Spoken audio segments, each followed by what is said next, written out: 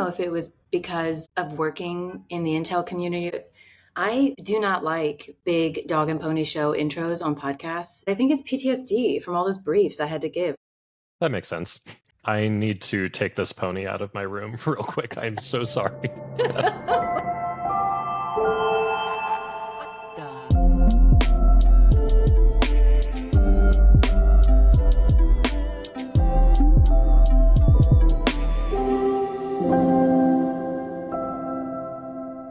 We've known each other a long time, over 10 years. We met over 10 years ago.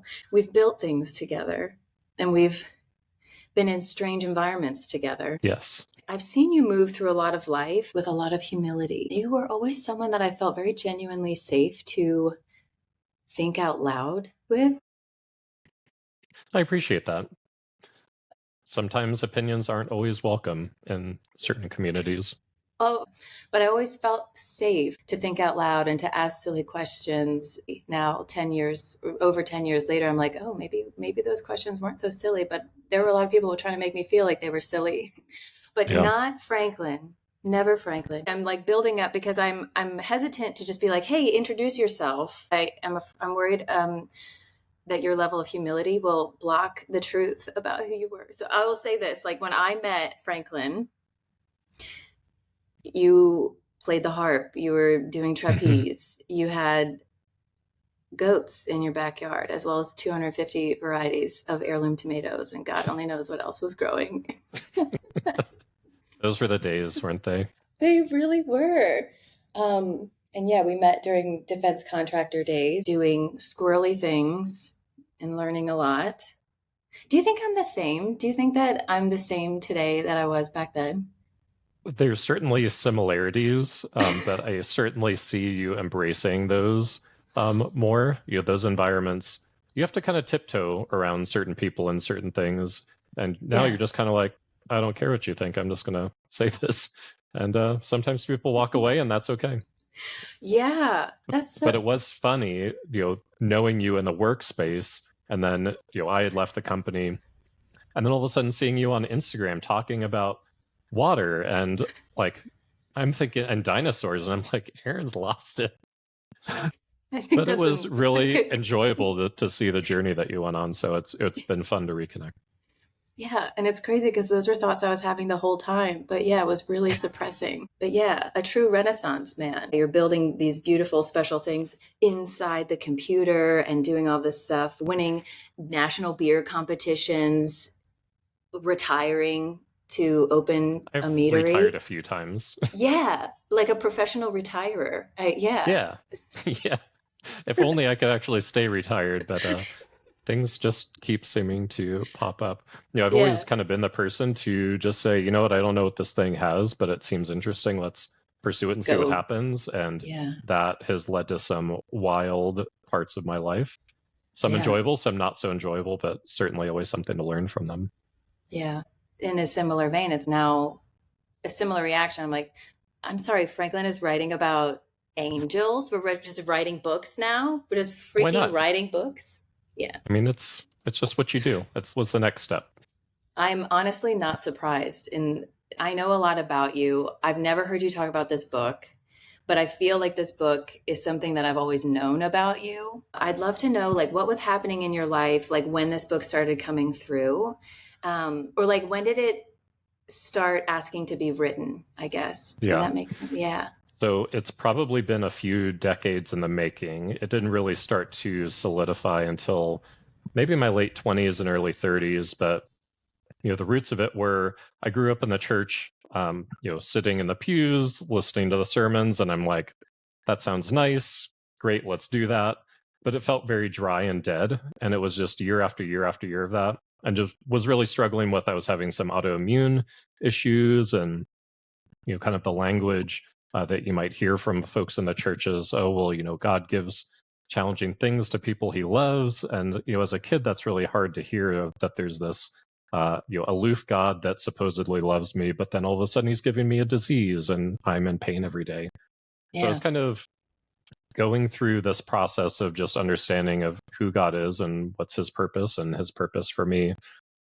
Kind of as I transition into my 20s, that started to open up more of, who is God? What is God's intention? Maybe God's intention is to heal. Maybe God's intention is to connect. Maybe God's intention is to do these things that are good, not just, cause chaos and mayhem in my life, which is how it kind of felt up until that point.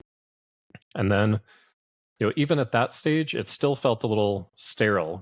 I'm sitting there thinking, okay, I see here in the Bible, there's burning bushes and Jesus is spitting in mud and smearing it on people's faces and getting bullwhips out and like all this crazy stuff. And then I'm just sitting here thinking I live a really boring life, or at least that's how I was perceiving it. And so I really started leaning into that. And one of my favorite things about God is that he will irritate you in ways that he wants to provoke you to lean in. And for me, there was a very specific phrase that was causing me a lot of problems. And I don't even remember what had happened, but someone said, well, God works in mysterious ways. And it was something bad. And they said that to me. And I thought, I hate that response. Yeah. A mystery is only good if the mystery gets solved. And that phrase came up a few times, one after another, which I'm sure many of your listeners will recognize these types of patterns, these random things that will just happen over and over and over in a very, very short sequence of time. And so I'm like, all right, I can't get around this. And so I was kind of being pulled in all these directions of, okay, I know there's more. I'm not experiencing it. God, I want you to show me something that's true about yourself, something that I don't currently know. And I kind of sat in that moment for a while, and that was kind of the final basis for when the story started to arise. So Wow. from there, I said, God, I want to see behind the veil. I want to see what you're doing. There's the spirit realm that you talk about. We're not citizens of the earth. We're citizens of the kingdom. So I need you to show me what that looks like, because I don't want to be sitting here in front of a computer and just going about my day and building systems and eating food and going to the bathroom and going to sleep and then just doing it all over and again. Yeah. So I really was wanting to experience that. And I felt like he actually responded. I felt like he said, great, I'll give you a story, but you have to write it. And so that's where the thought of, oh, maybe I actually have to write something. I'm going to have to actually put in some work to get something out of this. It's not just this simple transaction where it just pops in. Yeah. So that's kind of where it started. And then the characters started to come to life. I had a fleeting thought of, what if God was still creating angels? What would the experience of a newly created angel look like? That's a weird thing to think about. Would it already know everything as soon as it's born? What does birth even look like for an angel? So there is kind of this thread of the angelic experience. But then, we're here on Earth. We're supposedly interacting with these realms in our spirits. So what did that look like? So there's a lot of pain on the Earth. What does all of that pain look like? Various tragedies and horrific things are happening. So what is the play back and forth between Earth and the spirit realm? And then also, what would it look like for someone that had just recently passed away? What would their experience of the spirit realm look like? And so these three different threads were kind of what started to weave this story together. So you have this interesting angel named Adlai, who's his name means justice, and he's newly created. And so you get to see a very brief introduction to his story. And one thing that I was really wrestling with was this is essentially an introduction to a much, much larger universe. And it was something I wrestled with, because if you're looking for a neat, clean bow at the end of a book, this isn't the book for you. No, This was essentially opening doors, because there's so many directions that it could go. But it was a ton of fun to write over about 5 years. Man. Okay. So it was like 5 years. Yeah. It's so crazy how, and I wrote this down while I was reading it. There are like subtle nods to like massive concepts. Like it's so, I'll just say this, like I used to be obsessed with Tom Robbins, and I call Tom, I don't know if you're familiar with his work, but it's like sometimes very contrived. Like, and this felt, but I love it. Like that's not a knock in any way. Like, you know what I mean? there were moments when I was reading Traces and it had this like Tom Robbins-esque, the prose like knows that it's prose. It's witty and it's symbolic and it's sometimes almost like winking at you. Like the way it Yeah. reads, I'm like, you know, you're a fucking book. And it's like, but dropping these lines and like very subtly nodding at these concepts, like, and then you just like, whew, Yeah. and it's like, wait a fucking second. Like, we're just going to drop this little thing about imagination and being and all of these like massive sort of like, Yeah. do you know what I mean? It's beautiful. Like you're not meant to forget that you're in a story. It's very clear, Hmm. I guess, but also we are like, it is making you question your whole life and like everything you think and believe and like how you interact with the world. And it's very clever. Yeah. So I Oh, think I thank get you. it. And that's why like at the end, like the whole time I was reading, I was like, there's just no way. Like this book isn't thick enough to get to everything here. Like what is going on? Like this is all we get. And so it makes sense that this is going to be, hopefully, I hope, one of maybe Yeah. many. Yeah, okay, because that's what it feels like to me. Like there were just like moments where I was like very aware of this voice as an author, but like the book was like the story was guiding me without there was no like disappearance. It felt really real. In fact, and I told you this, the first time I picked it up, I could only get through like the first chunk, like the first quarter of it. It felt Yeah. like an That's pretty common activation. feedback. Took a minute. People struggle a little bit to get through the first part of the book because that's a lot. And if, I thought it was me because I have kind of an interesting relationship with reading. People think that I read all the time. People, I guess, because what I talk about, they're like, Erin must always just be reading and researching. Like, no, this is all experiential over here. Like, I read things and I study things because I need to quantify my own experience, which sounds different than your journey to like opening up these questions and starting to really ask some of these harder questions, but both flavored with a specific type of pain.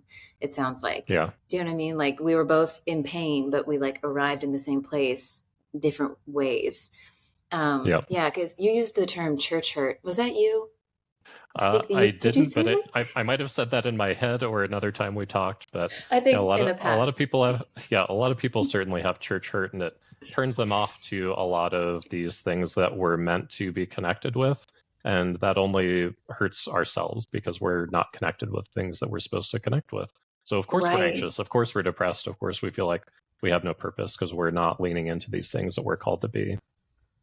And that's in the book, it doesn't feel overpowering. That wasn't the aversion to reading it the first time. Like honestly, I cried in the prologue or like the little intro section because I know you and I when I read it, I hear it in your voice. And so Yeah. like I had to put it down. Like within the first 3 pages, I was like, "Oh my fucking god. What like is he kidding? Like he's just going to be like, "Hey, I wrote a book. You want to read?" I was like, "What?" But it's so real. This isn't like a frou-frou rainbows and Yeah. fairy tale story. There's like heavy shit in this book. Yeah. Big time. And kind of unexpectedly too. I was like, wait a minute. Yeah. You come crashing back down to earth pretty hard. And that's like the whole fucking point of this podcast. Like this literally metaphysical gravity. I'm like, let's go to those unseen places. Let's go explore all this invisible stuff. But like, we have to keep our feet on the ground. That we need the gravity. I Yeah. also call metaphysical gravity love because I think there is like glue that holds the energy hologram together. That is like the gravity of it all. And so, yeah, really excited to like see where it goes, but also lean into the activation that it is because that's how it felt. In fact, I was going to read a couple of lines. Maybe I will later. A part that I like really, really love. But like it was like this strangely familiar. It wasn't necessarily intellectual familiarity. It was like somatic. Yeah. Um, That's just the Holy Spirit. So we're hearing the same thing. yeah. So when I wrote this, I say I wrote this, but I did not write this. This is not the story any sane person would ever want to write about. The characters, the voice, it's not, for those of you listening and not watching, I am a white man, and surprised the main character is not a white man. Currently in society, not a great look to be writing like that. But you know what? That was the story that started to come up, and I wrote it. So I honestly felt like I was dictating a story more than I was actually contriving these different things. So Yeah. for me, a lot of times I felt like I was reading the book as I was writing it. This Wow. whole process was a lot of leaning in to imagination and just letting the imagination go. Believing that God wants to tell a story and watching it in my imagination and then writing it down. And the characters and things that happen, those aren't things that I want to write about, but they came up anyway. And I can only think that those are stories that people need to hear because those are real hurts that people go through. They don't Yeah. talk about them and they just get stuffed down and they think they're alone. And so it was after the fact, it was, I don't know if fun's the right word, but it was fun to look back and see these threads that people connect with that we just don't really talk about or we push off to the side and ignore. Yeah. I was just talking with Xavier Dagba. I was on his podcast recently, and he literally said, God is such a motherfucker. That's what I was thinking of when you were talking earlier, like about like God, and like God is such a motherfucker is what he kept saying. And he is a black man, actually. So it's Okay. interesting that we're talking about white men and black men and like good looks in society and things like that. And I Can't wait guess to hear the context of that. I can't. Well, it's about like doing things that maybe our ego or our human self isn't really excited about doing, and like Oh, yeah. why we do them. Do you know what I mean? Because I Yeah. can really relate to that. Like, do you think that I wanted to make videos of myself talking about dinosaurs? I'm a 30-something-year-old woman, and I'm like, hey guys, I don't know about you, but I'm not sure about this. After a while, we start leaning into that shit that we don't actually want to do. Yeah. Because I think people think intuition is like, or like following God is going to feel good and comfortable. I kind of want to let you talk because White. I'm going to go down. I'm going to go down a rabbit hole here that like we can probably touch on. I have beef with like the nervous system regulation community because everyone's always like, just calm down. And I'm like, yo, literally Yeah. have never like felt calm when you know what I mean? Do you know what I'm saying? Yeah, so one of the themes of the whole book is leaning into the things that we experience in our physical bodies and in the physical realm. These are all mirrors of something much greater. Oh, that was So beautiful. A shadow is what you call, yeah, like exactly, your senses are a shadow of, oh my God. Oh, exactly. So when sorry. you're talking about we need to be calm, or I'll just use the example of boys are often told that they're hyperactive and they need to sit still and they can't concentrate. You know, those things that people experience, your anger, your excitement, your surprise, all of those things are characteristics of God, which is kind of a funny thing to think about. And this even came up in the book of how does God be surprised? But but all of these things that we experience are stemming from something much greater, and God will constantly provoke and prod us in ways that we don't even necessarily think we need to develop, but he can see exactly where we need to be growing. And we have this purpose that he's helping shape us into. And it's this really kind of beautiful communion together of you are actively choosing to engage in this process, or you can or you can't. And Right. he's gently and sometimes not so gently guiding you into new pastures to go and explore. Sometimes those are scary, but uh, fear and being afraid. Guess what? That's a valid emotion, and maybe you are supposed to feel nervous. Maybe you don't need to take a medication to calm that down. Maybe this is a season when that's something that you're supposed to feel. Now, of course, Right. when that becomes overwhelming, that should also be a clue of maybe there's something else going on. But I think sometimes we are so quick to pop a pill or change what we're doing because we're not willing to lean into these areas where God is saying, no, I actually want to uncover something here for you, and it's going to lead you into a deeper understanding of me and a deeper understanding of yourself. Oh, and so therefore, I mean, I don't say this, but God is a motherfucker. Like I call God playful. I'm always like, oh, that guy, Very playful. he's so playful. Look at him, just blood and guts everywhere. We got blood and guts. We've got tears. Like, what a playful energy. This is beautiful. Like that's how, because, and it's like you're saying, I've built a very interesting, fulfilling to me. I love my life. I'm healthier than I've ever been. And I did that in survival mode.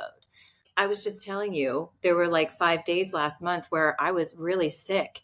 And it's because I offloaded a bunch of adrenaline and cortisol that I had been using. Like my human body was like bracing. It was terrified to do a lot of the things that I've been doing in the last year. Like I was Yeah. really stepping out of my comfort zone in ways that people I don't think would realize were uncomfortable for me.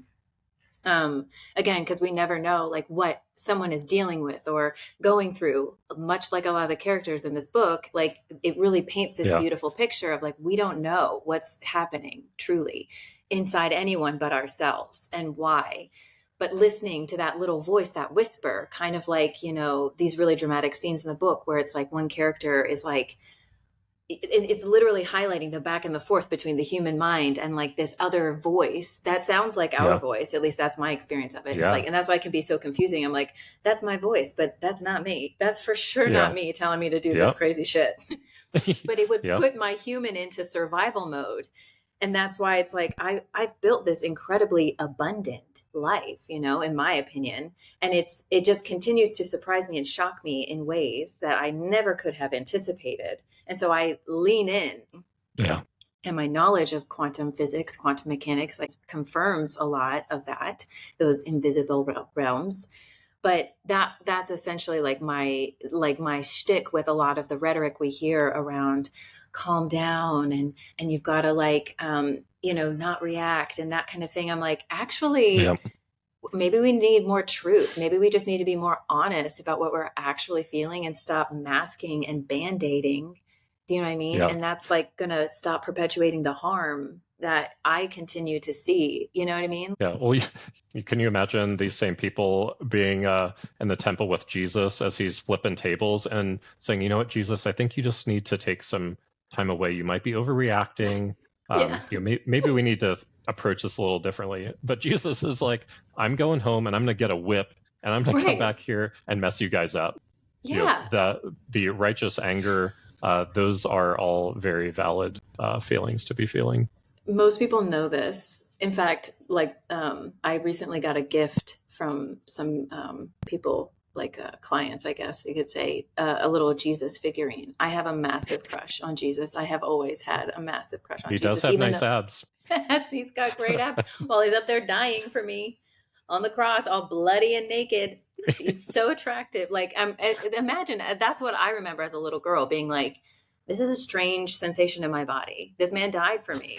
And like, that would cause but a lot he's of God. confusion as a Yeah. child, I'm sure. Like a little girl. Which is funny because the Bible says that he's basically unassuming, and then we turn him into a superstar.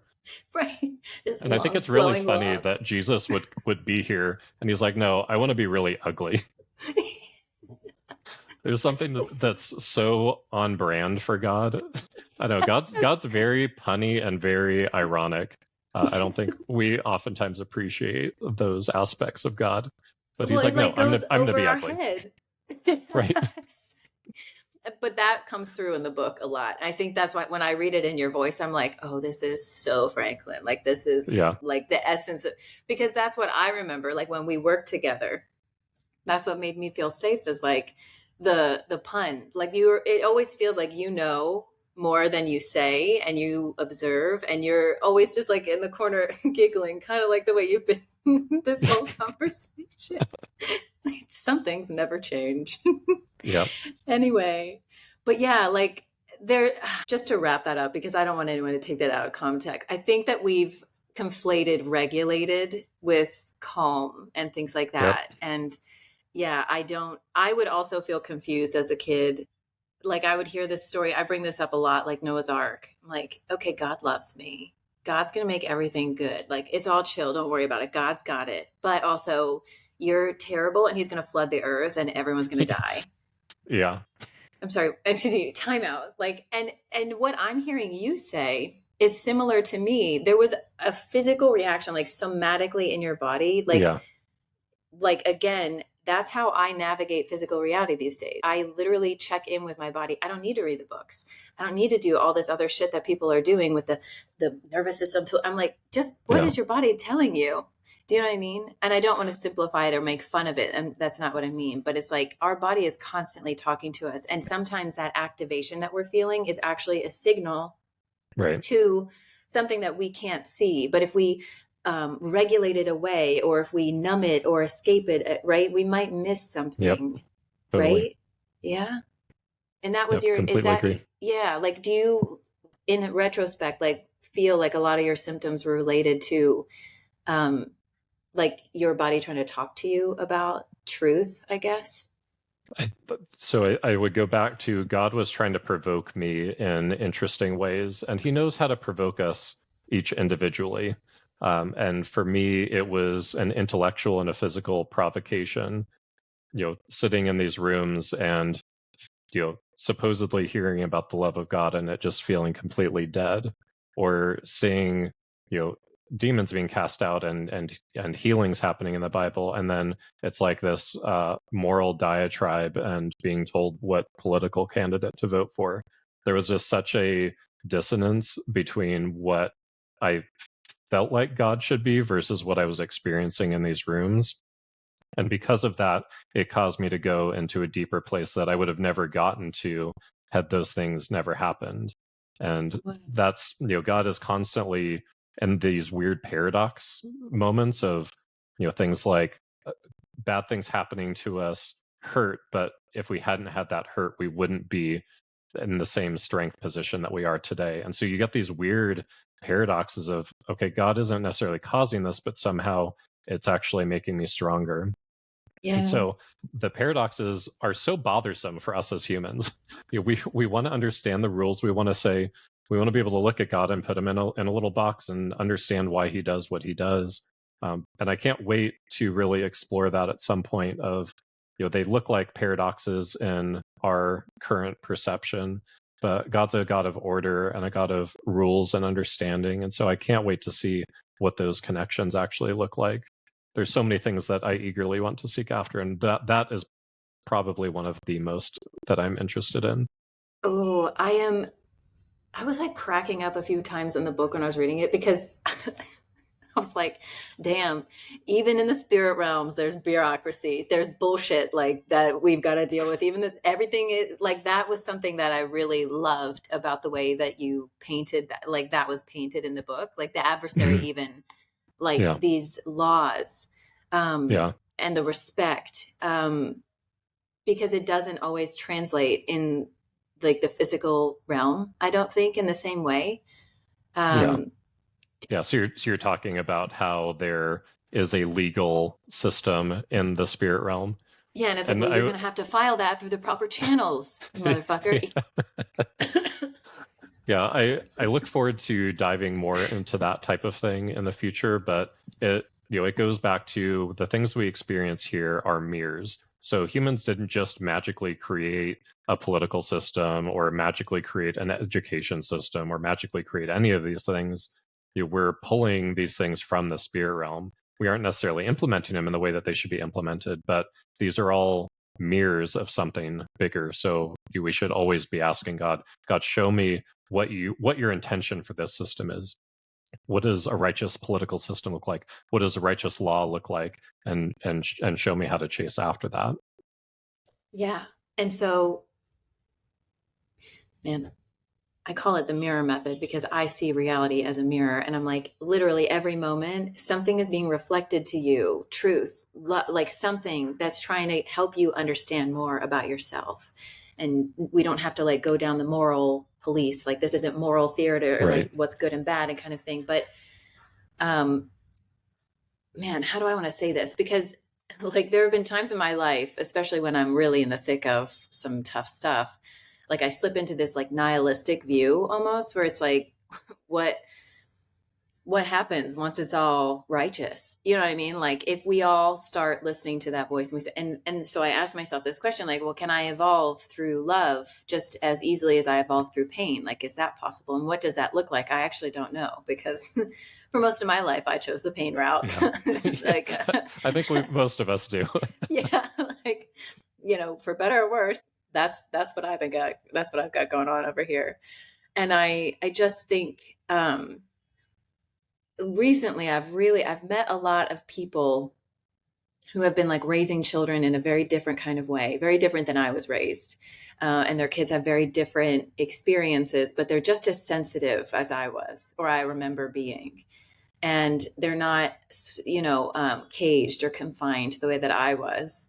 And I still see like the duality of this physical realm play out, because when I look to nature, I'm like, oh, that shit's gnarly. Like stuff gets Yeah. real. Like it's Yeah. pretty gross actually what nature does and the laws that nature responds to. In fact, that was the part that I was like thinking about, like just touching on, because it was so beautiful about like what earth should be like, like and pulling things from the spirit realm, and how Yeah. humans being fixated on like their own challenges.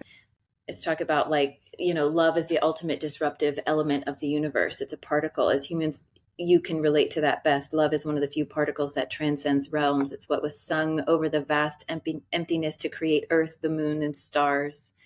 When I spoke of humanity wrestling with its purpose, herein lies the battle. A cherry tree never wonders what its purpose is. It's coded to grow and produce cherries. It never questions if it should produce apples or if it is in fact a dog.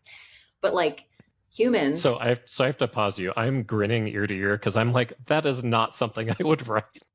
That is absolutely not my words. I actually agree with you. I thought of that a lot because I know you, and I'd be like, but there are parts where I'm like, oh, that is so Yeah. Oh Franklin. yeah, for But sure. yeah, isn't that so fascinating? Like again, Yeah. we like, where is this coming from, right? We're pulling something from somewhere else into the physical, and it Yeah. surprises even ourselves. Yeah. Well, and we do this every day and we don't even realize it. We think, what am I going to make for dinner? I'll make hamburgers. Like you're taking some electrical signals in your brain and translating that into something physically in front of you. And it's stuff like that. Even painting Yeah. or gardening. You're envisioning something that doesn't exist in this realm and you're bringing it into existence. Yeah. And that's the type of connection we're meant to have with all things. And Right. so, me, I'm constantly looking to lean into these areas of, okay, how can I better understand the spirit realm? How do I understand the intentions better? What are God's intentions and how can I bring those here now? Yeah. Especially when it's like, oh, I just created something that I don't enjoy or that I don't like or like that doesn't feel good. Yeah. Yeah. Like how do Yeah. we reconcile that when that is like, because I think too, it's like this lack of responsibility. At least that was like my own problem for a long time. I'd be like, oh, not this again. Like I couldn't have anything to do with this. But after a while, you're like, oh, I'm the common denominator here. So there's something that I'm trying, that I need to like understand about this pattern. Yeah. Um, And it's going to look different for everybody, but God certainly, I heard someone describe it as being brought around a mountain. So you think you break through something and you're like, man, I got through it. I made it through this season. And then a couple weeks, months, years later, suddenly you find yourself in a very similar situation. And the an temptation echo. can, yeah, the temptation can be, oh my gosh, I haven't progressed. I'm back where I was years ago. Right. And the answer is no. You are now at a different level that you're having to address, but Yeah. you certainly are have progressed beyond where you used to be. So those things should be, dare I say, welcomed, Yeah. even though if they're painful in the moment, because God is constantly peeling back these layers over and over and over. I explain this a lot. I'm laughing inside my head really quickly because I said I don't read a lot and I have trouble. I've never read an entire David Hawkins book, but I'm very familiar with the scale of consciousness that he teaches. Do you know who I'm talking about in the scale of consciousness? I have not read that. Okay, me either, but I'm like familiar with the scale of Okay. consciousness because I think it was really helpful for me on my journey. There's a point. I'm going to bring it back around the mountain here in just a second, but what you made me think of was there's this scale, and so like at the top is like love and like all of these like very light levity, like really good feeling sort of states of being, and down at the bottom is like guilt and shame and fear and like anger and desire and like all of these dense kind of feelings down at the bottom. And Mhm. to me, hierarchy is already like kind of slippery and a problem for our linear thinking minds, it's helpful, but like that's where things get very slippery for me. And it's interesting. Maybe we come back to that because there's a lot of hierarchy in this book. And I'd imagine like in the spirit realm, you know what I mean? But it's like very different than the way that we've distorted it maybe in the physical. I don't know. Hmm. Anyway, maybe we'll come back to that. There's this scale of consciousness. And I think that there's this like aversion to going down into those denser sort of emotional states. Like, oh, I don't want to go down into grief. Oh, I'm back here in my grief and my depression or whatever. And so like you're saying, there's this tendency to like attach a story that's saying you're failing, you're behind, you're not good enough, whatever. But to Yeah. me, like it's more of the spiral and it's very flat in terms of hierarchy. And so it's like we meet these states of being with all different levels of awareness. So like I almost get kind of excited these days when I hit like a pocket of something like, and not in this like, you know, martyr weirdo way, but it's like, wow, I know already that I'm Yeah. going to get some level of awareness that I didn't have before. We Yeah. operate on this spectrum, but there's love in all of it. I think that that's, like, I think part of what you're saying is like, Yeah. yeah, I yeah, love that perspective because it's going away from this, oh, something bad happened, I'm bad, everything is bad, the world's yeah, over, to, oh, God actually has something for me in this moment. God, show me what you want me to learn. And it's right, taking this painful moment into, okay, this might be uncomfortable to be in, but there's something that's going to come out of this that's beautiful. right. And our definition of beauty is sometimes a little bit distorted too. I say that as someone who could find beauty in like Yeah. trash, because that was how I survived as a kid. I'd be like, there must be something beautiful here, or I am Yeah. actually going to die. I think Yeah. that's part of like why I orient myself this way these days, because it's like, I don't like, I can't digest a world where evil is projected on the way that I think it so often is. And maybe that, because this is such a big theme in the book, like this idea of good and evil, and really questioning, like, what is evil? And where does that come from? And I love the way it's painted in this book, because even if you and I were to sit and unpack this and talk about it right now, reading the book would still just be like a totally different experience because of the way Yeah. the like it's all designed. Do you know what I mean? Oh, it's so good. Yeah. Maybe we talk about hierarchy, because I'd love to just hear your thoughts.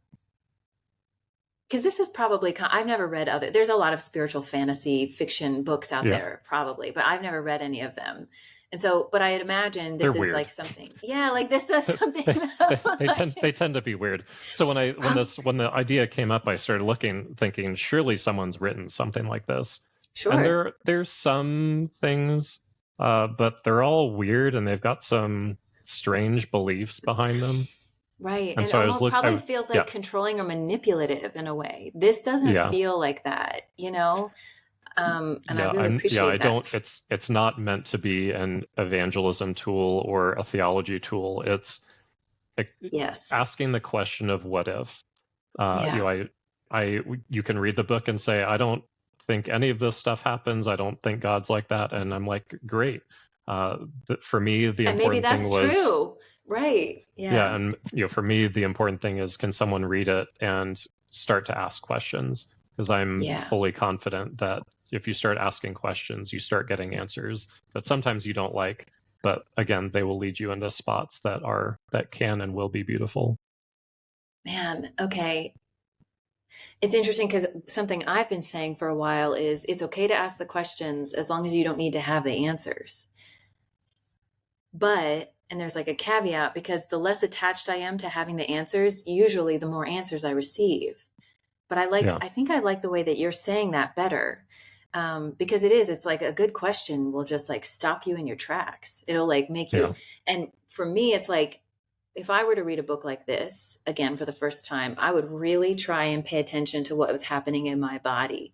And like, because that's what was happening. I can tell, like, my mind is very visual. And so my nervous system communicates, like when it's avoiding an expansion and it's getting activated, it will go to certain places and I will start fantasizing, or, Yeah. you know, and to a lot of people, I think it's we don't even realize we're doing this. Do you know what I mean? Like the escapism. And so then I have to Yeah. I'm like, wait, I have to reread this page because I didn't actually understand. I was in my mind, like instead of reading, this is a fucking weird thing. But Well, and even just as you've kind of described that, you're like, oh, that was in my mind. That's, maybe not real, or that we just kind of brush aside these things that we think about. yeah, And, I'm fully convinced that our imagination truly is the connection point between our physical body and the spiritual realm.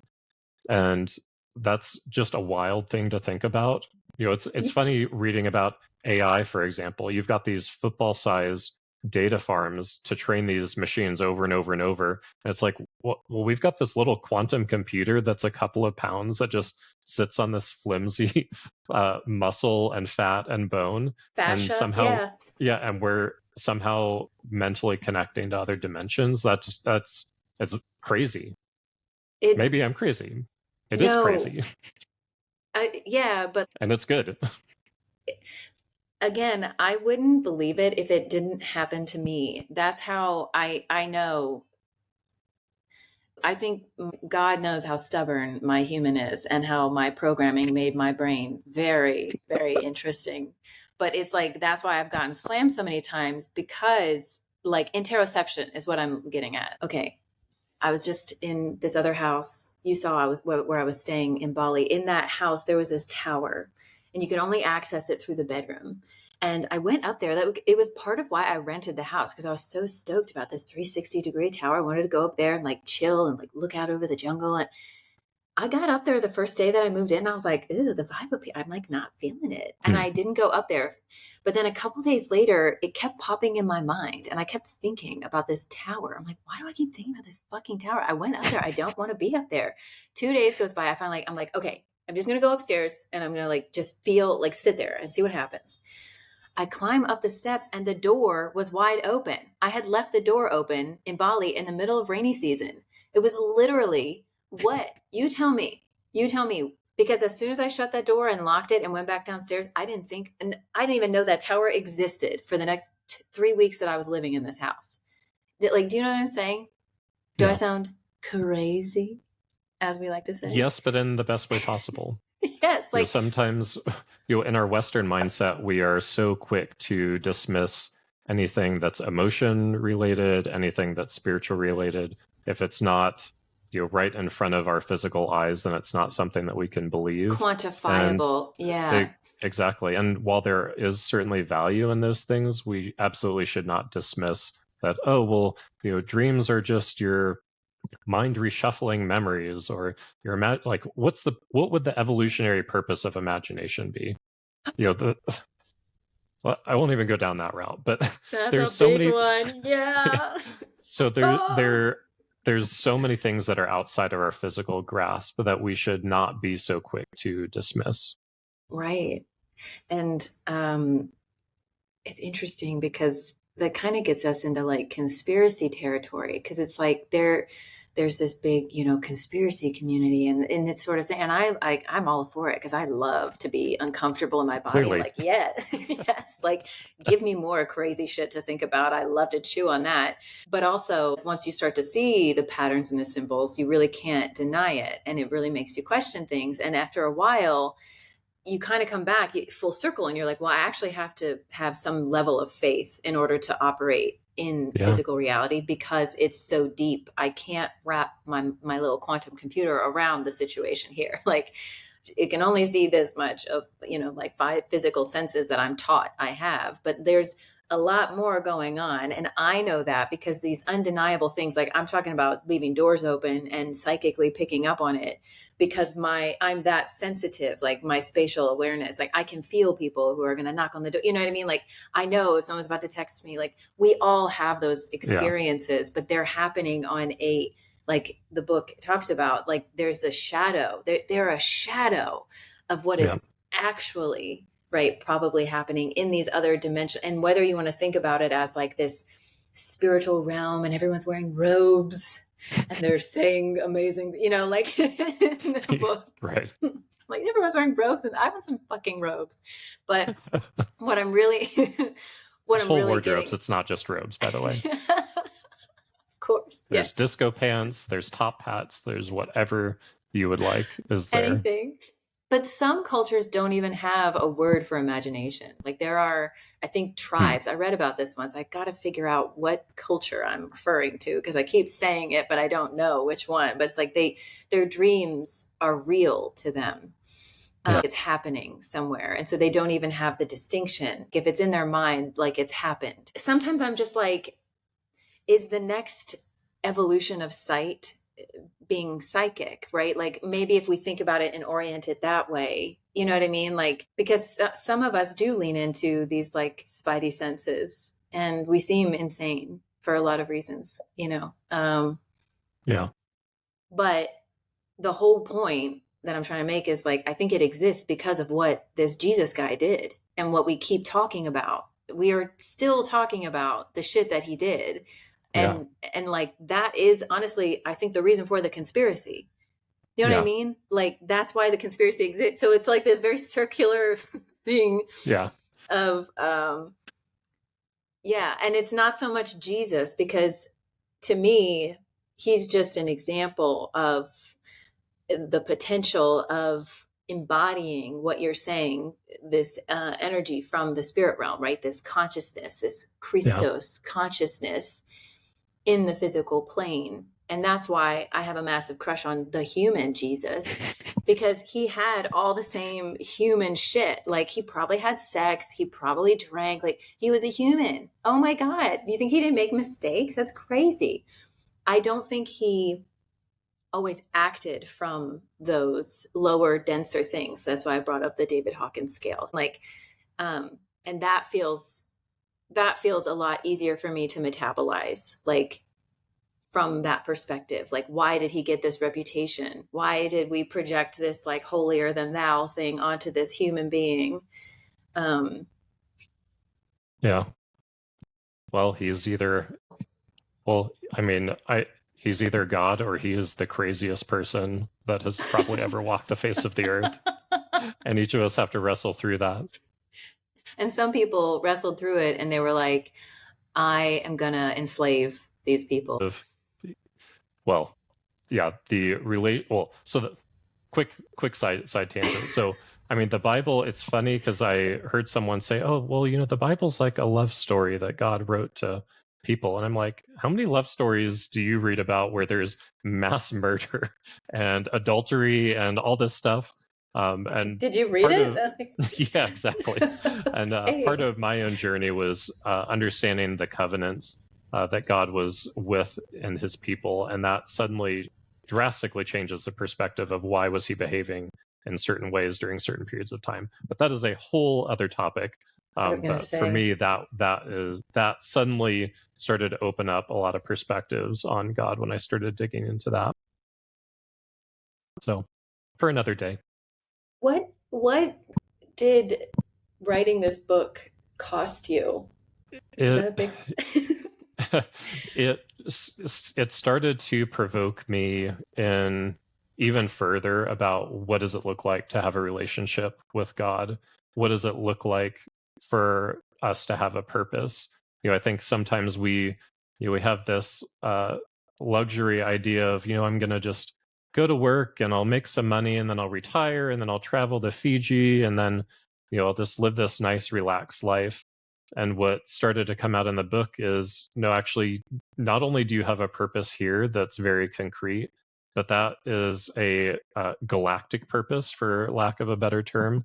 There's a purpose that follows you not just from here, but into the spirit realm. And there's work to be done. It doesn't just end with death. So yeah. buckle up because you've got a job to do. Yeah. And that was challenging to start to face that, because it starts to put a bigger responsibility on each of us, that it's not, well, I'm just going to sit at this job because I need to be at this job. It's, no, I actually have a purpose, and there's a very unique and limited time that we're physically on Earth. There's certainly a purpose and why we're here. So what is it I uniquely need to do here that is Yeah. going to carry into the spirit realm? And that the weight of that was not lost on me during this process. Yeah. Yeah, that's big. Yeah. Like you can't ignore it. It becomes unignorable, Yeah. right? Is that what I'm hearing? Yeah. Yeah, well, and the whole book, it's called Traces, and the traces are the signs and symbols that are painted over you or sung over you. Oh, And I when I loved started to that. Yeah. when I started to think about that, it was, you wouldn't just see me as a person that looks like this. If you saw me in the spirit, you could actually see my destiny. You could see the state of that, the level of fruition. And that was such a beautiful idea to think about, that God sang this song over me that is a unique representation of him in a very specific way. And that represents my purpose here and my eternal destiny. So, Makes light me, stuff. yeah. Yeah. Here's another light question, I guess. Like, well, a curiosity, because kind of like I said, like, is being a psychic like the next evolution in sight, as we evolve into more of our, I don't know. I guess my question is, it's similar to why mermaids exist across cultures. Like every Yeah. culture has like this idea of a mermaid. Like, where is this coming Yeah. from, right? The field. Have you a cute part of me just needs to be like, have you ever seen an angel? Have you seen an, but like, it's really like, is there a moment where that veil has been thin enough? And you know what I mean? Yeah, so for me, I do know people that literally see into the spirit realm, and it's Yeah. wild to hear some of their stories. I don't see in that way. However, I have had a few encounters that were a little difficult to ignore. Um, there are two specific ones. And in writing the book, I started to really unpack almost this playful nature of God. And it's fun the way that he will just almost tease us in a fun way in these certain areas.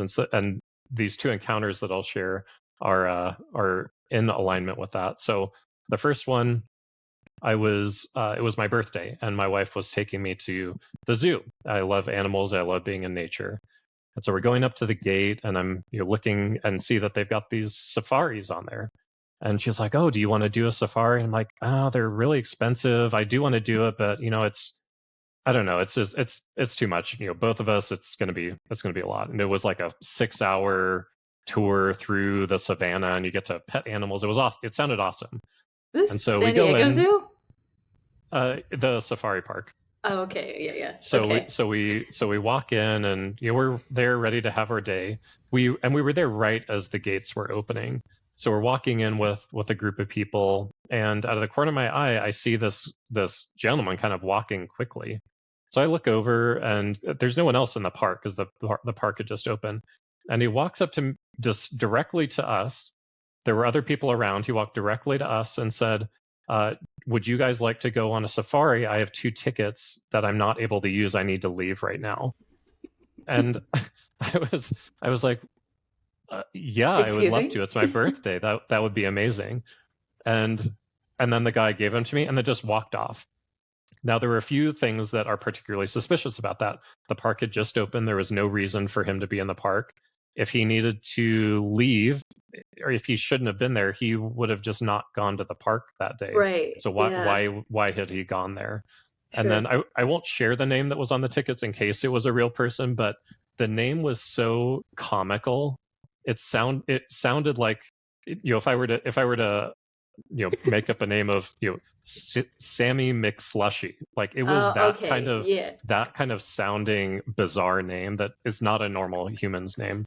Right. It wasn't And John and I Smith. and yeah, and I googled it afterwards, and there's no one on the internet that I The could phone find with number that didn't name. pop up or anything. Yeah. Yeah, and so that was one moment where my wife and I afterwards were like, that was probably an angel. And Oh, maybe it was a person, maybe that was a coincidence, maybe he just happened to be in the safari park, maybe he just happened to have 2 tickets, maybe he just happened to walk up exactly to us, and maybe he was just a human being. But even in that moment, it felt like such a sweet little gift from God that we still felt very seen in that moment. So whether or not it was actually an angel actually doesn't even matter, because it was just such a fun little moment.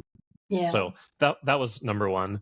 Number Oh, two, so during my season with the goats, I would go to the feed store and I would go and pick up alfalfa. And the feed store that I went to, they had they had adults helping load the alfalfa into the trucks, but they were typically maybe middle-aged gentlemen, but kind of an odd job that you would have. And I kind of deduced that maybe these were people that had been in prison or maybe in some sort of rehabilitation program. And yeah. there was this one gentleman, and I had talked with him over multiple years, and we'd say hello, but he would always ask these interesting questions, especially about the Bible or God or the apostles. But the way that he would ask the questions made it sound like he had just talked with that person from the Bible, and it and for a while it was just kind of comical. And then the thought came to me of, what if he maybe what if he actually had just talked with those people? And there there was one time where I had even told him, I really appreciate you. You do such a good job. And he got this funny smile on his face, and he said, "You should tell my boss that." And it was just all of these little oddities that kind of added up. And Like as so if his boss was God. exactly. And Okay, so because I that's get what, yeah. yeah, and I get to this point of, okay, am I going to walk up to this stranger and ask him if he's an angel or not? and and I literally got to that day. So I walked in there and I was like, all right, I'm getting the alfalfa and I'm going to ask him today. And so Psyching I start yourself up. and I start the small talk with him. And I say, oh, it's good to see you again. And he says, yeah, and unfortunately this is the last time I'm going to see you. And I was like, wait, what do you mean? And he goes, oh, I'm moving to LA. Now, he had been there for years and just happened to say he's moving. So, well, what are you doing in LA? And he just said, oh, there's some people that have some gas that need to be pumped. And then he just smiled and loaded the alfalfa and then just said, I'll see you later, and walked off. And I was just standing. I couldn't even get the question out because I was just so dumbfounded in that moment. But those are the two situations that I'm fairly certain I had encountered an angel. I'm being very sensitive to the fact that like there are people listening to this, they might have headphones on, because if I wasn't like on a podcast, I'd be like shouting and screaming right now because I'm like, you found him out. He got reassigned because you found Yeah, him out. Oh my God. yeah. Like So those were pumping kind of gas, Buddha at yeah, the gas pump. Like, exactly. hello. So those were the two angel encounters. But even in my technical mind, I'm like, okay, well, I can come up with reasons why these things weren't actually real. But I have had other physical manifestations that have no physical explanation. So one of them, again, during my farming years, I was out in the middle of a field. It was probably 1,000 feet from anything around. It was midnight. I was exhausted. I felt like God had called me into farming and it just wasn't working. And so I'm lying on the ground in the cold, crying, just calling out to God of, why would you bring me here? You knew I would follow you. This isn't Right. working. I'm exhausted. What do you actually want? Yeah. And it was the middle of December, so it was freezing cold. It was probably in the mid 30s, which is very cold for the San Diego boy. I was going to Um, say, so I not in the was freezing, tundra, but but I'm okay. out there harvesting lettuce, doing something ridiculous. And so Yeah. I'm crying out to God. And all of a sudden, a very hot rush of air comes through. And I'm still laying on the ground. So I stand up and I'm like, what's going on? It's midnight. It's cold out. There's no way that, and we're way far away from anything. And then as the wind is blowing, it starts to have a scent. And I start to smell distinctly rose and distinctly a Middle Eastern smell. And it was just this really beautiful combination. And in the moment, it was kind of this comforting of, okay, I'm believing that this was God meeting me in this moment. I still don't necessarily understand what's going on or why I'm here or why things aren't working out, but I feel seen and I feel met by God. Right. Now, Relief. fast forward a few weeks, and I was at the farmer's market, and I'm tending to my booth, and all of a sudden I smell the smell, and my head jerks up, and it's this old woman standing there, and she's like, "Oh, what can you tell me about the arugula?" Is just little banter from the farmer's market, and I'm like, "Are you? Excuse me, are you wearing a perfume? What am I smelling on you?" And she said, "Oh, it's some essential oils. It's just frankincense and myrrh." Just Just these. So that was kind of confirmation, but there was no physical explanation for that hot air, that smell, and just the Yeah. immediate comfort and peace that I was feeling. So while Wow. my physical manifestations and interactions have been limited, they've been very, very meaningful in those moments. Do you dream at night? Do you remember? I go Do through, I I asked go, you that? I just asked you this. Yeah. I go through phases, and some people they dream every night. Some people never dream. For me, I will usually go through a week or two of dreams every night, and it usually happens during some transition season. Right. For me, my dreams are typically not literal. My wife has very literal dreams, Oh, and they could yeah. be things like getting guidance on decisions to make. For me, Right. it's for me it's usually me being upset about something and God meeting me in the moment, and they're like, But there's a pattern. yeah, yeah. Dream. I mean, dream dictionaries is a whole other topic, Yeah. and spiritual symbology and how you actually interpret dreams. Um, Yeah. I'm personally not particularly a fan of the Freudian method where it's, everything represents a penis and, that they're like, oh, you were playing baseball. Well, the baseball actually is a penis and you It's a might need to, phallus. The yeah, thing. you might need to explore these latent homosexual attitudes that you carry. And you're like, that wasn't helpful at all. Um, but You're dreams are repressing. yeah, Yeah. dreams are certainly interesting. They are a great spot for God to talk to you when you finally stop talking and Yeah. give him a moment to speak to you. Yeah.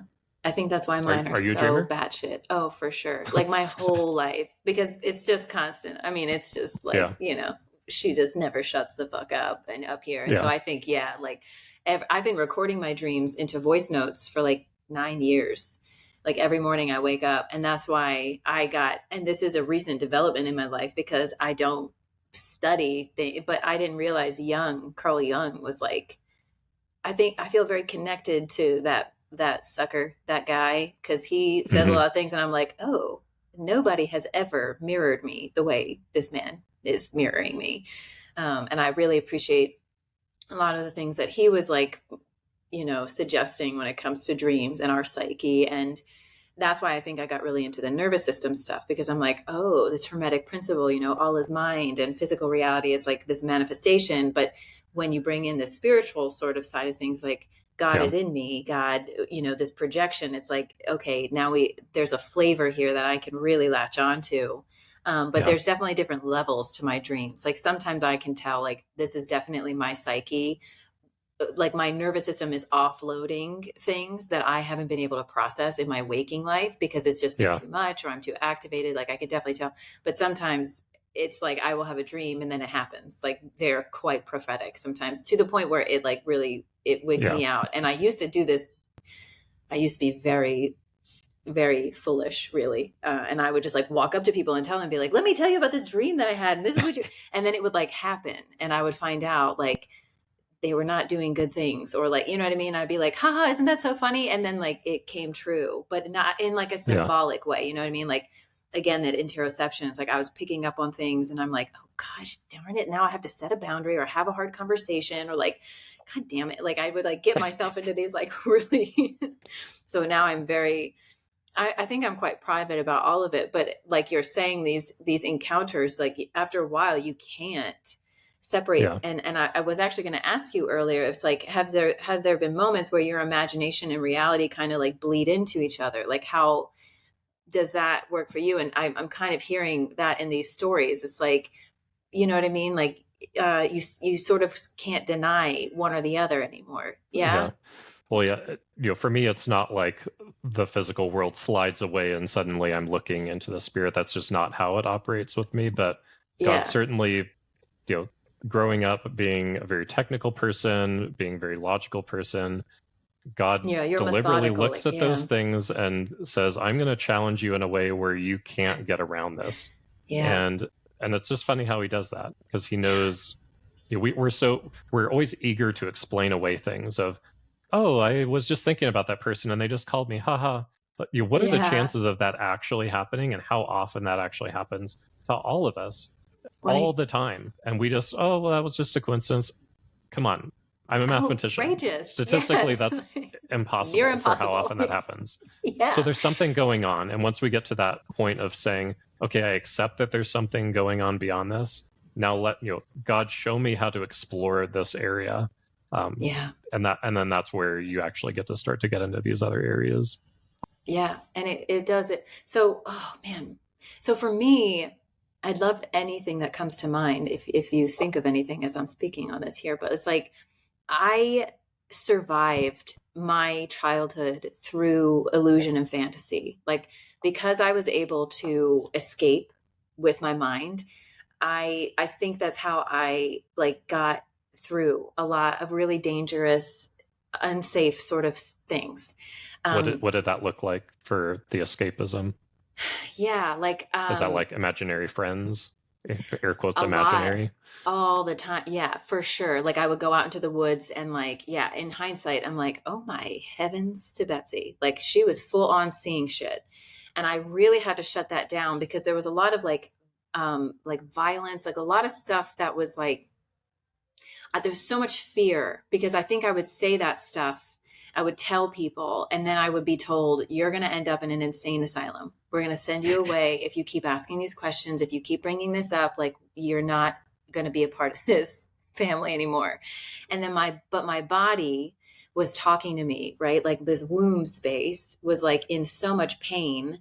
Even that was denied. It was like, you're weak. You need to get up and keep, like push past the signals from your body, override the signals from your body. And so I would escape to, oh, this person, like I had to understand like why the people were doing what they were doing. And imagination was like a really important piece of that because I'd be like, can I imagine that this person is actually in more pain than I am? And that's why this is occurring.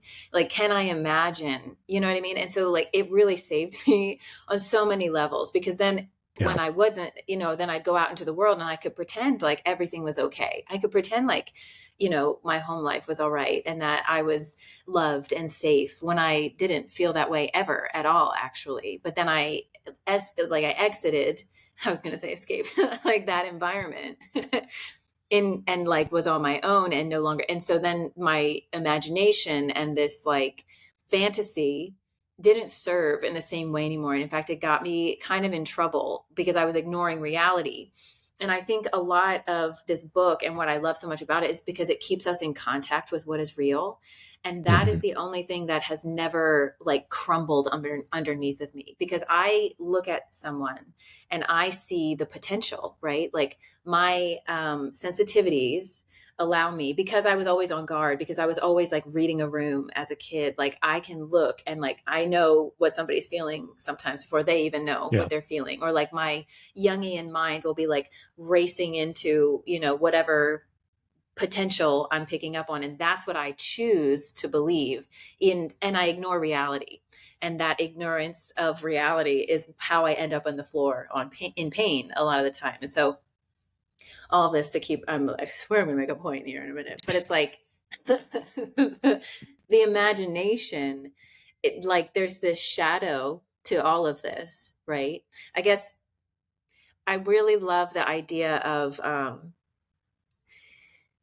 our family line. There's this like through Mhm. line in the book, like of the family line and fighting for us, like those that come Yeah. before us and after us and that kind of thing. I was around death a lot as a kid.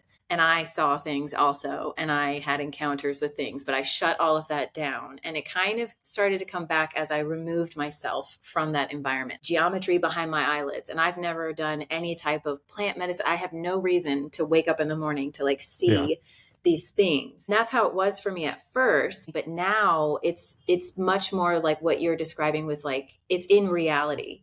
It's like the person walking up Yeah. to you and handing you two tickets. Like literally yesterday, I was walking past this hotel and the name of this hotel down the street here in Vietnam I was like, I think there's a funeral home. That's the name of a funeral home that I spent a lot of time at as a kid. That's what I was remembering. And I would see this hotel and I'd laugh. And I actually texted my mom and I was Mm. like, do you remember the name of this? Like she's like, oh, that's where my father died. That's a hospice center where he died. And Wow. again, God is so playful because I take all of those things, the synchronicities. To me, that's what they are. Like it's a building on what you're talking about. Like, it's not, I don't escape to fantasy anymore. I don't escape into this like illusion. Like the trees still talk to me. You know what I mean? Like I still Yeah, hear they them, but sing. it's, yeah, like, oh, yes. And I feel it, but it's like embodied. And there's so many synchronicities like that. Like, why did I'm in a big city. Of all the hotels, I choose the one right next to the one that's, I'm in Vietnam. The name is Stella Maris. That's not a Vietnamese name. Like, why is that? Do you know what I mean? But I guess like I'm wondering what comes into your mind when I'm like talking about this, Yeah, like imagination, like the physical, like the yeah, veil gets quite thin in that way. Yeah. yeah. So first of all, I'm so sorry you had to go through that as a Oh, child. That's just, it's heartbreaking to hear people's stories, and I don't think yeah. we share them often enough, and it's so isolating because we all have different things happen to us, and it's not about comparing trauma or anything like that, but um, knowing knowing the things that people have gone through can be really healing because we're all in it together. We're Totally. all, we're all in it Yeah. of varying degrees. So first of all, I'm so sorry. And yeah, the as you're kind of describing the things that you're seeing, what you would call as psychic, I would just say, well, you're a prophet. You have a certain special connection with God and hearing His voice and being able to see into the spirit realm. And so that, and it's, there's many examples in the Bible of that. I think sometimes we'll use the word psychic, but yeah, Yeah, it I would just doesn't say, resonate for me anymore. I'm like, that word make it's so dirty these days. Do you know what I mean? yeah, and And there's God has. science that backs it up now. So I'm like, oh, I'm not insane. Yeah, exactly. God has given each of us different gifts, and that's one of the gifts that He's given you is the ability to perceive both in your sight, both physical and spiritual, and then just your sensitivity. So, yeah, you're just Prophet Aaron. I don't feel it at all. That doesn't. Yeah. Do you think Jesus felt like a prophet? How do you think he like dealt I with that, reconciled I it? I think he was having the time of his life. Uh, I think you're I right. Yes. I he I mean, you just read the stories about him trolling the Yeah. religious leaders of the day. He was he was such an interesting character. Uh, Yeah. it's just bizarre reading some of these things, and I think some of these stories you read it and it can feel a little flat. But when you view it in the context of the actual religious beliefs of the time and what was going Right. on Like in what history, life was like. Yeah. it suddenly becomes so he was so provocative and so offensive to the modern day Truly. culture that he's this guy coming down claiming to be God. Are you kidding me? Can you Yeah. imagine if someone did that today? You'd be like, all right, man, you are out of your mind. And yet, I think There are he's people who like, do that today. yeah, Yes. he's like, all right, all you teenagers and 20-year-olds, follow me, and I'm going to lead you to the kingdom of God. You're like, what is going on? You are insane. Uh, and yet he's impacted humanity irreparably.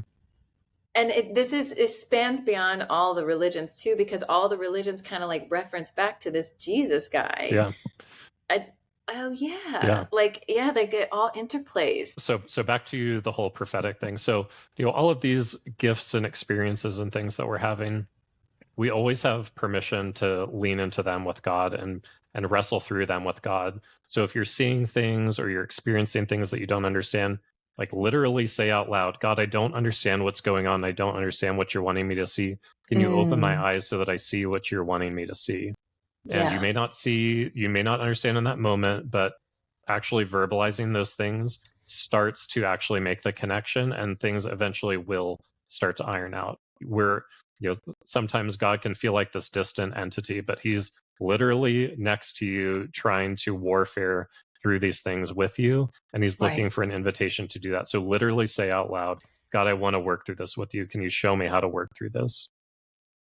It used to overwhelm me. I've never told anyone this, but I used to get really scared because I was quite alone and isolated for a Yeah, while after I got divorced, and there was like because I was just trying to reconcile like what I was experiencing and everyone telling me like you're you're fucking losing it. Yeah. But, and in a way I was like, there was a version of me that was truly dying. Like I was dying. Like there's this version of Erin that I can no longer access. I can't be, I love her and I appreciate her, but I don't know her. But I would have to, at night, I would get so scared. And as a child, I was like terrified. I like never slept. But as I got older, I would literally just say, look, it's too much. Like I can't, you need to slow down, or like we need to set some boundaries here. Like you can't keep waking me up with this crazy stuff, because that's how it really felt. And it Yeah. makes you question, like, I was afraid to tell people about what I moved through because I didn't want to make anyone else look bad. I didn't want anyone Yeah. else to get the wrong idea, because I see what I've moved through as such a gift. That's how I've reconciled it. And there was a very, like, a naive part of me for a long time that was bypassing a lot of anger and real emotions around all of that. I love the way the book do that. Like the book is Yeah. not this bypass. It's not this excuse, which I see often, speaking of religion, like in that way. Yeah. I think that's what you're alluding to. Yeah. Yeah. Yeah. Absolutely. We have these little cliches of, well, if it's everything ends up good in the end, so if it's not good, it's not the end. Well, that doesn't help the mother that just buried her child. It doesn't help the family that just had their sole breadwinner lose their job. There's Yeah. all of these absolutely devastating experiences that we have as humans, and I think a lot of the religious system very quickly wants to brush that away and just, well, God works in mysterious ways. Right. And I'll pray but for then there's, you. yeah, I'll pray for you, and then they just walk away. But there's no room for, God, I need you to meet me in this moment because I'm desperate and I don't know what to do. God, show me what I need to do in this moment. I want to live for you, but I don't know what to do. Can you show me what to do? Yeah. And that is that's really what I would love for people to lean in on. The areas that you don't understand, if you've had previous church hurt, you'll be able to set that aside and say, I acknowledge that that was an issue and that was not appropriate, whatever happened, Right. whatever was said or whatever was done. But God, I want to know you more. Can you show me Right. how to know you more? And Yeah. just lean into that. Right. For me, God shows up in nature all the time. So I just find myself like staring at a rose. What was the last time someone just stared at a rose and enjoyed the color gradient on a petal and just enjoyed the beauty? Last Or night I just was be eating, amazed by it. yeah, Yes. I was eating Romanesco broccoli, so that the Yeah. like the fractal broccoli, and I'm just Yeah. staring at it in awe of the patterns and the geometry. For me, sorry, that was a little bit of a segue. For me, I encounter God in nature. So when I was writing the book, I love being in the mountains. I write much better if I'm in a high spot, on, like, literally physically in a high spot on Earth. I write much more quickly and much more fluidly. But I encounter God, in farming, in nature, with the The earth. trees, with water. Like the earth is screaming the existence of God. Yeah. And so if you want to meet God, you can look at the planet. There's a lot of amazing examples. The Bible is, he was a gardener. The guy is a gardener. Go plant a tree and watch the tree and eat the fruit. It's so interesting. By the way, I don't think that was like a segue at all. Like thinking about Romanesco, that broccoli, this fractal pattern that's so in your face, that exists Yeah, in everything. We just can't see right, it. Like this right. is just like literally in your face of like, this is what's really going on here. It started as a little seed. Oh Yeah, my freaking God. Oh my yeah. God. That is crazy. Do you know what I just thought of? Being in your backyard years and years ago, and I kicked one of your tomatoes over. I don't think I ever told you that. Did I tell you I, that? I I don't don't know think why. so, I but just it's okay. it was it was a starter. It was like in a little thing, and I kicked it, and I had to like put it Oh, back okay. in, and I like put, and I was like, I'm so sorry, and I was like talking to this little tomato. I think you were like off with the goats or something, and I was like, oh no, that must be why. I don't know why I just had that I, memory pop in my head. I'm sure it was fine. Tomatoes are pretty resilient. That was so stupid. Like what? Anyway, now we're really getting tangential. It's just crazy to me because I have never. I don't know if it's because of my Catholic upbringing and my own experience of like feeling like, because I went through this like atheist phase when I was like a teenager. I was like, I'm going to read about every religion possible. I'm going to make sure that none of them resonate, because that's a very Erin thing to do. That was my logic at the time. But it felt really normal, because I was like, there can't be a God. Look at the earth. Right. Look at what I'm going through. Look at what's happening. And so it never occurred to me, even years and years later, once I was like, whoa, there actually is a God. There's actually no way there is a God, Right. or not a God. In fact, I've been around people who, like, because you and I, this was actually a former coworker of both of ours. This person has like a double PhD in rocket science and is very, very technical. You know exactly who I'm talking Yeah. about. A former mentor of mine. Someone asked him once, it was a bunch of engineers sitting around a table, like brilliant, brilliant people in this room I was sitting in. And they were asking him, as you know, the leader, like, do you believe in God? And I will never forget. He was like, how can you not? We don't know any of this. He was like, we don't understand any of it. And this man had like gone to like the top engineering schools, you know, like all of it constantly. And that was his response. And it really stayed with me. I remember we had an argument once because Katy Perry had a song come out, and it was like, shit. She's talking, and I was like, is this about God? And he made fun of me for like, I mean, years. He would still text me. Was it the song Unconditional? Because that one to Yes. me, so that song is absolutely about God. That is directly from the throne room for sure. Okay. I'm getting redemption, because he made fun of me for, I mean, years. He would send me text messages out of nowhere, be like, is this about God? I'm like, yes. Because he had a crush on her, and he was like, oh, I remember she's that. not singing about God.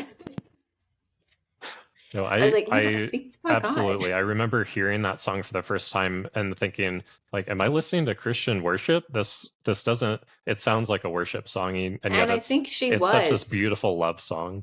Yeah, I think she was like a Christian worship, which is so interesting, bringing it back again to this like conspiracy thing. It's like, because a lot of people now might look at the symbolism in her concerts and what she's involved in, what she's up to. There's a lot of supporting evidence that there's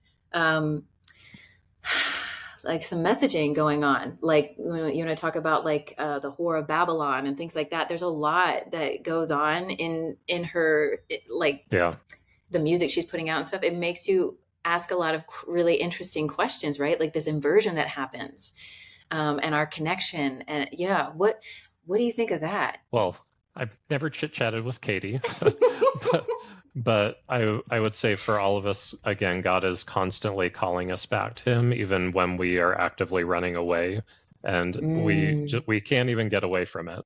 I would love to hear what Katie thought she was writing about for that song, if she thought she was singing from God to his people, or did she think she was just singing about a mother to her child, or who knows what? But God has this sneaky way of just wiggling his way unsuspectingly into people's lives. Right. And that's what I see now. Okay. So getting back, because that's why I was saying, like, I was afraid to tell people about what I moved through and why I am the way I am and why I orient to the world the way that I do. Because it never was like me being like, God, how can I be closer to you? Like, that doesn't feel like something I'd ever say, even now. And I friggin' love God. You know what I mean? Like, whatever that is. I don't even understand. I just think everything is made of love. And I'm here for the experience. I don't always want to talk about dinosaurs or, this crazy People shit love I it. see. Yeah. More dinosaur content. Yes, please. But yeah, like that was actually part of my shadow. So like suppressing my truth because I didn't want to hurt someone else, it actually became like a shadow. Like it reminded me of some of those adversarial forces in the book. Yeah. Because on the surface, it could be seen as very altruistic, and it is, like, to me, in some ways a gift, but it's because I choose for it to be a gift. There's like a choice there. And it goes back to like capital T truth and my truth, and truth evolves. Right. Truth is like a very slippery thing, Yeah. Yeah. You're getting into some deep waters there. That I don't want to spoil some of these things for the readers. So maybe after you can have a closed version of the podcast after people have read it. Yeah. Okay. But yeah. The interplay of evil, whatever that looks like, God and the spirit realm and humanity, they are not disconnected. They are very much interconnected. And I'm so eagerly looking forward to future books where I get to dive into some of these areas, because this really is very surface level. And I'm laughing as you were describing in the intro of like, you just said this thing and completely blew by it. And yeah, that was, Yeah. there are so many sentences that in themselves would be lengthy conversations. But they're But I like a really, little broccoli seed. You're gonna like, exactly. Yeah, like it the literally, that's, Romanesco will grow. yeah, like that's Yes. how it felt. Like these little one-liners. I was like, are you fucking kidding me? You're just gonna Yeah. one sentence that? And it's because it's Yeah. so profound. Yeah. Yeah. This book, I feel like God was trying to meet me where I'm at, and he just continues to unpack things. And I will close my eyes and go into the spirit realm and see what happens next.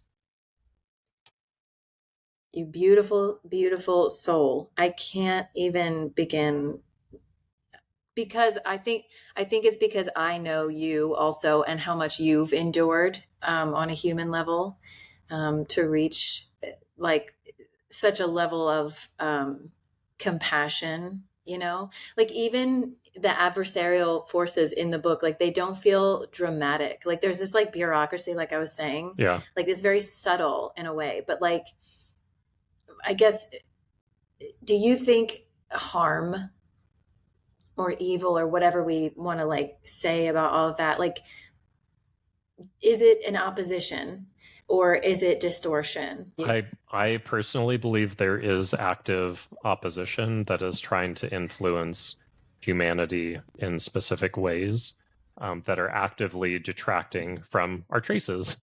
These callings that we have. There, I do believe there is an active spiritual attempt to separate us from God, and that looks like uh, different things for different people. But ultimately, it's causing us to violate love, and that's where the injustice comes in.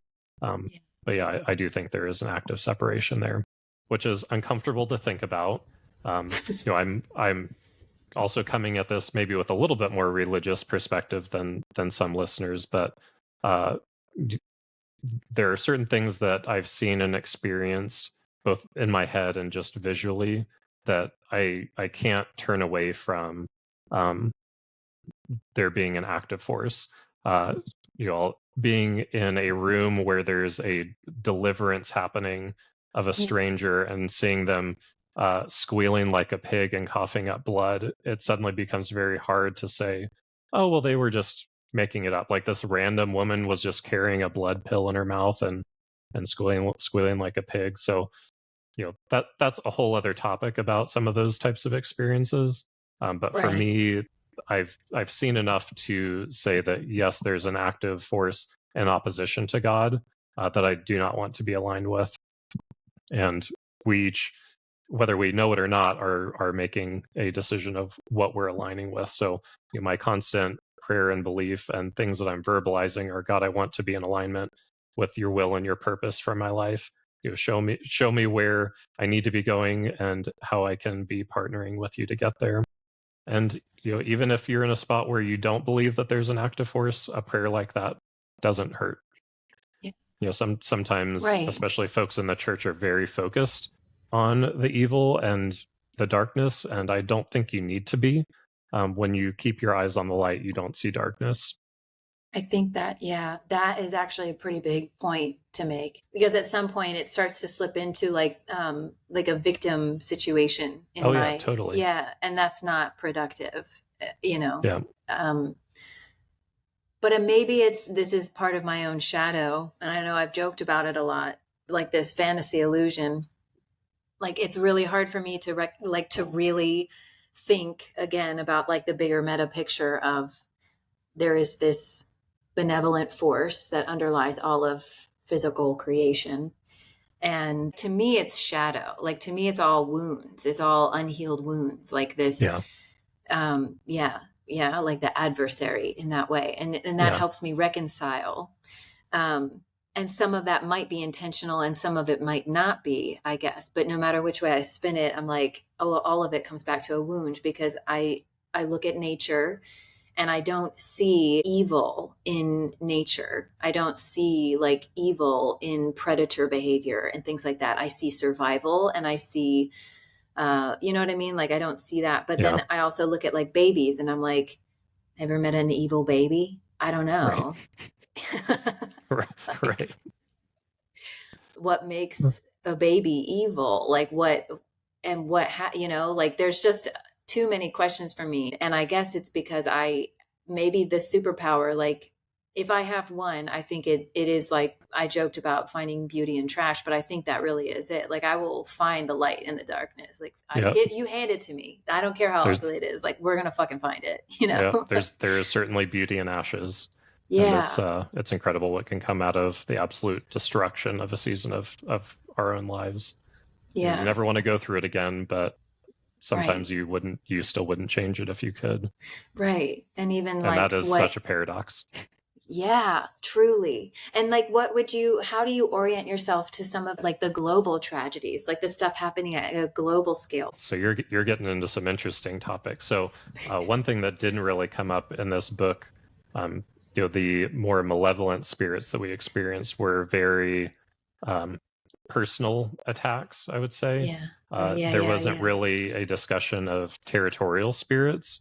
And Oh, so I think what you're talking about there, I do believe there are more larger geographic territorial spirits that are at war, not just these individual types of things that you saw in this book. So that is certainly something that will get unpacked. okay. Um, Yeah. but yeah, Interesting. Even, yeah. yeah. Even just the I way mean, you if said that kind of plants a seed in a way. yeah, Yeah. well, and again, if you want to go, if someone's like, well, where's this crazy guy coming up with this stuff? I mean, it's in the Bible. We just ignore it all the time. You read about these sons of God that are procreating with humans and they're being assigned as leaders over nations, and they're like, all right, we're just going to pass over that section right there.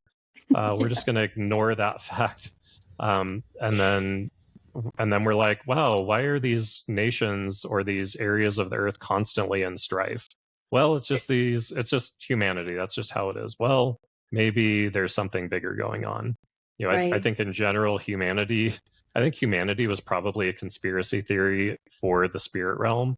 Like I genuinely feel like humanity was God's way of poking at the other entities in the spirit realm, because the whole humanity in itself is just such a bizarre creation. So I look forward to unpacking some of that type of stuff. Imagine just this other spirit being like, God, you're doing what? You're gonna create this little filthy, dirty sack of flesh, and you're gonna put yourself inside of them. What on earth are you talking about? Like that would be Literally, so offensive.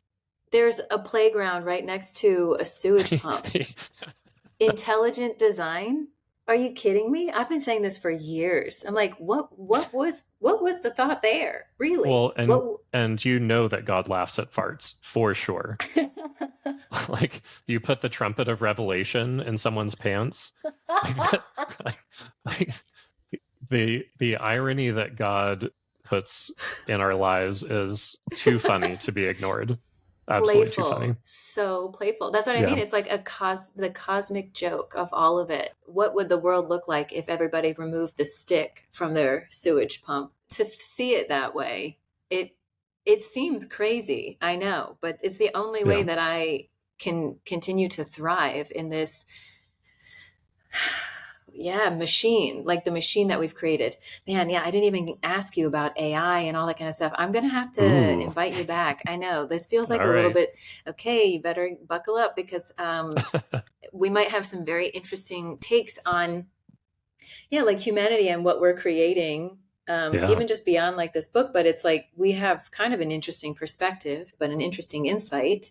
Not that we need to talk about it specifically, but like the way we orient now based on Yeah. having that experience is yeah, valuable, I think. But yeah, like because again, there's a lot of resistance. I think about this all the time. I'm like, didn't people probably freak out about electricity? They were like, Oh yeah. oh, you know, or the printing press. People were probably like, oh, you're gonna break your neck. You're sitting over that newspaper all day. Like, Yeah. I Well, and don't I think know. part of the fear is humans are coded to recognize human behavior. We're relational Mm, beings. We're meant to be connected. And so we see something like AI, we see this, chat GPT or whatever coming back with a response that sounds like something that I would write. And we think, oh, there's something there. But it's a statistical model. That's not to say that it couldn't be dangerous, that it could be misused, but it's a statistical model. Even I was working with an AI, and I love the hallucinations. By the way, that's my favorite part because it's so confident in its statements, and it literally will make up references, make up words, things that make no sense. And I'm just thinking, how did the model come up with that? yes. But the fact that it is math is also the same parallel. We saw a very brief glimpse of that in the book, but math is everything. Math is music, math is sound, or maybe sound is math. Architecture, the things we built. Yeah, it's Yes. it's Yeah. all math. Yeah. If you were expecting to get away from math, sorry. yeah. Sorry. There's going to be so much. There's so much math. But yeah, AI is fancy math, and it's going to be a really interesting couple decades coming up. Yeah. Um, but I don't think it's something to shy away from. If anything, we lean into it, and we want to be an active creator because we were created by a creator, and that's who we were made to be. So, Okay. if you're afraid of something, what better way to influence it than injecting yourself into that and then actually making it a force for good? Absolutely. Yeah, Yeah. I there are so really, many amazing use cases, many bad yeah. use cases, absolutely. But there are by the time we are meant to pass away, life will look drastically different as a result of some of the things that are coming about from AI. Oh, I totally agree. And it's so crazy to me that there's like that it doesn't occur to people. A lot of people who are like, I will never use AI. I've used it one time. And I'm like, okay, that's great. Like, good for you. But also, like, if you're rejecting something completely, aren't you perpetuating the exact same thing that you're claiming you don't want to see, like, out in other areas of the world? Yeah, Like, can we really ask ourselves, like, does God reject truly, like, anything in its creation? No, it loves all of it, even the blood and the guts and the sweat and all of the, yeah, like, the mess. and so the mess, like, and can we find a way to love it? I mean, to me, it's a mirror. I would not be here if it weren't for a lot of, like, the AI based things that exist in the world today. It's so crazy to me.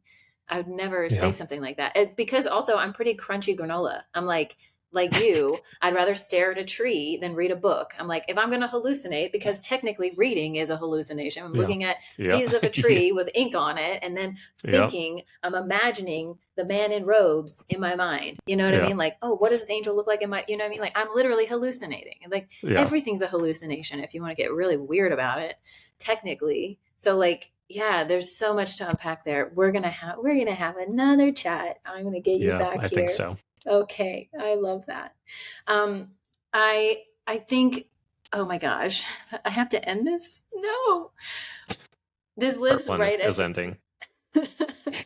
I think I'd love to ask you one more question, just because this book, like, lives right, like, unseen seen, like, it weaves these two worlds so beautifully, not just the physical and the physical and the non-physical, but also, like, life and death. Like, those are worlds, it's like you're remembering, it feels like, these worlds as you're writing this book. But I guess, if there's one thing that you hope that this book in particular, like, if it restores something in people, or what would that be? I would love for folks to accept it as an invitation to ask what if about God. I think Yeah. if we've been hurt or we don't understand, we put it in a box and we put it on a shelf and we try and forget about it. And Yeah. God's in that box because he'll respect your thoughts, and he's knocking on there saying, "Are you ready to talk now? How about now? Can we talk about this?" And so my hope is that people will read this and feel that activation to maybe have permission to start asking, okay, God, maybe can you show me more about you? Can you show me more about me? Can you show me more about this entire wild creation that you've made and what our purpose is? So I would love if that's what people walked away from Yeah. having. Yeah, that's beautiful. Is there anything else that you would like to share or say? Does anything else feel like very alive for you? I am very excited to hear what some of your listeners think of this. I think Me too. sometimes, a book like this is actually quite offensive to the church and religious folks, because it paints God in, imagine that, a personable light. That Right. he's not just this aloof character floating around throwing Or like lightning bolts. untouchable. Yeah, like this Yeah. untouchable, like, yeah, yeah. So, and I think listeners of your podcast are a lot more sensitive than I would say a lot of people in the church or religious folks. And Even if they open, wouldn't hopefully. call them, yeah, they're more open. So Yeah. I will be very interested to see what experiences people have as they read this, whether it's in their waking life or in their dreams, or Yeah, any revelations. totally. Yeah. We're already chatting about it in the Patreon. So that's one place you can go to dive a little deeper. There's some very special things in there, little fun nuggets for people. Yeah, I'm so grateful. I'm so grateful that God allowed our paths to weave Yes, and cross in this crazy way. Because I mean, that's enough evidence for me. Like, why did I meet yep, this random person? Yeah, we're around the mountain again, around the mountain. Here we are, right, 10 right years again, later. co-creating something Yep, very different, but in much more alignment, I think, with the truth I of think so our too. our essence. Yeah, I'm excited. I'm very excited to see what happens from here. Yeah, me too. Thank you so much for Thank having you. me. Thank you. Thank you.